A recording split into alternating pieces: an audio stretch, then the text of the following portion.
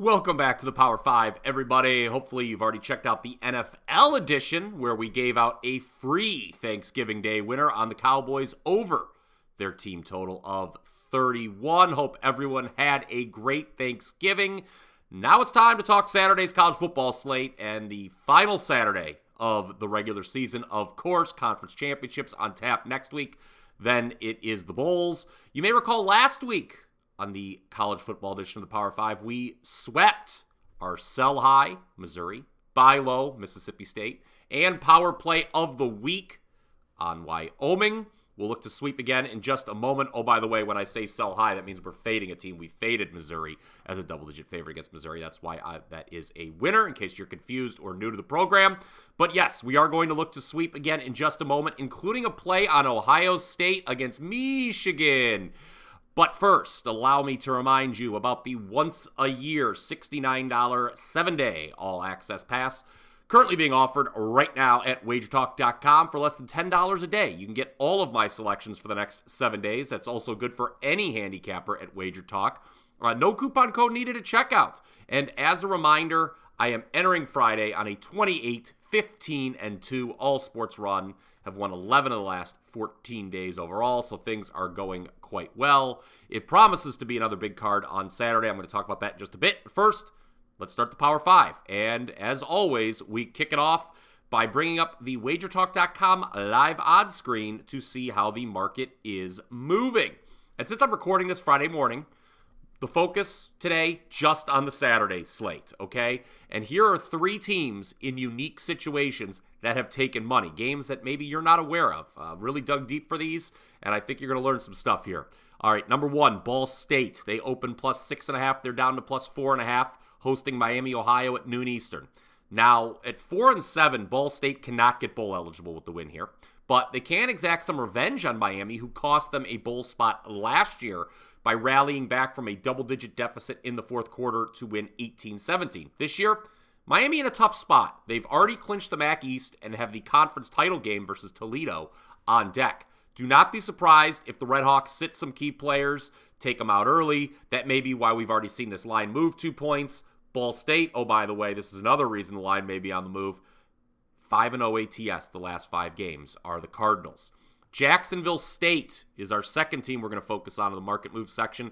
They're now -3 after opening plus 2.5. Another situation where the opponent is in a look ahead to conference championship weekend. New Mexico State, who hosts Jacksonville State tomorrow at 4 p.m. Eastern, is going to face Liberty next week in the Conference USA title game. Not only do the Aggies need to be wary of a look ahead here, but what about a letdown from last week's shocking 31-10 win at Jordan-Hare against Auburn? Seems like a classic sandwich spot to me, plus you have to take into account the motivation for Jacksonville State here, guys. They feel that a win here should, keyword should, get them to the Conference USA title game. And it would, if not for the NCAA's stupid rule barring the Gamecocks from playing for a conference championship or in a bowl. It's their first year as an FBS program. Rich Rod could be looking to make a statement in Las Cruces on Saturday. San Diego State, they're now +5 after opening +6. This is going to be Brady Hoke's final game on the Aztec sideline. He's announced his retirement. Team won't be going to a bowl. You can bet his players want to send him out a winner, and a banged-up Fresno State team that's lost 2 straight may accommodate.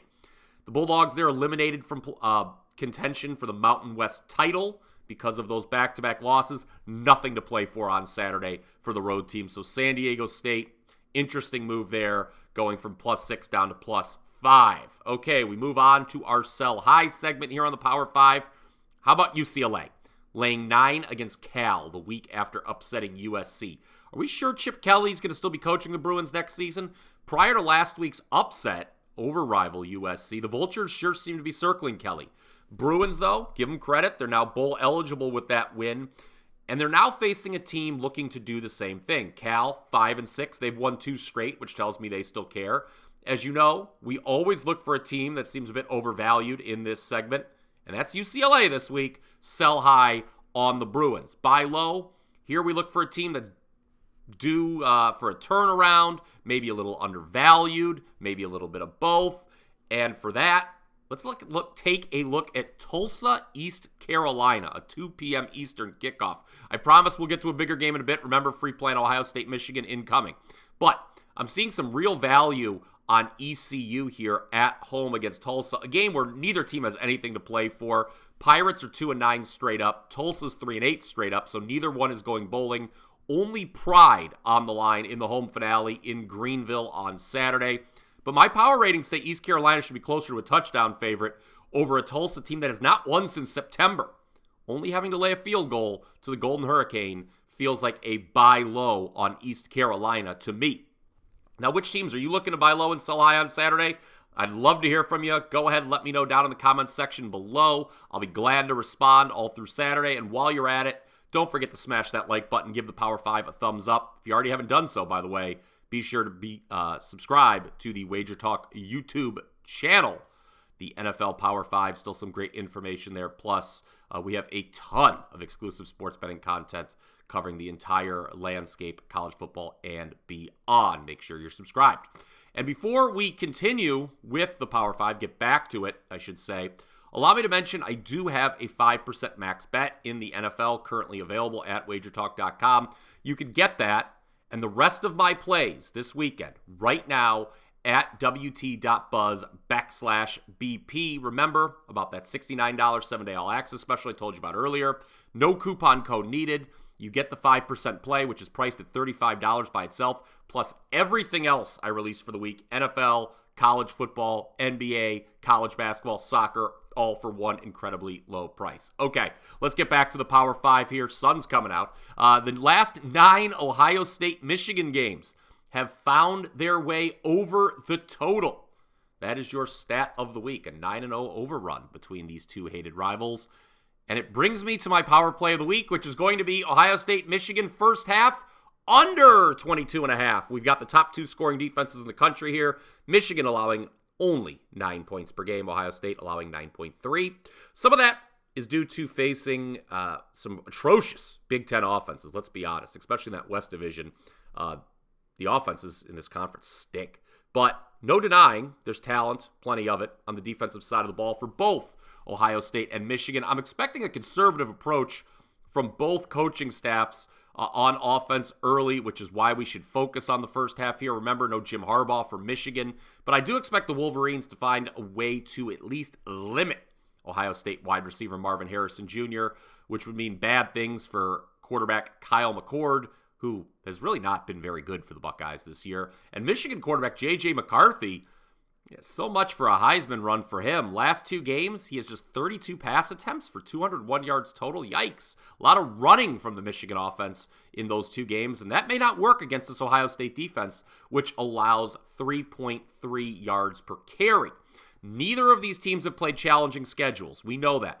But we saw just 39 combined points when Michigan faced Penn State, 32 when Ohio State faced Penn State, and 31 when Ohio State faced Notre Dame. Earlier this week on Wager Talk today with Prez and Teddy, I talked about playing the full game under here. That's the way I'd still look, but I think an even better bet is to take the under 22.5 in the first half. Again, I expect conservative approaches from both coaching staffs. I would play this number down to 21.5. Hey, no bias here. That is your power play of the week. And that does it for the Power 5 for Week 13 of college football. Follow me on X, it's formerly Twitter, at Bryan Power _wins. Remember, that $69 7-day all-access pass I talked about. Have that 5% NFL play on Sunday. Until next time, let's cash some tickets.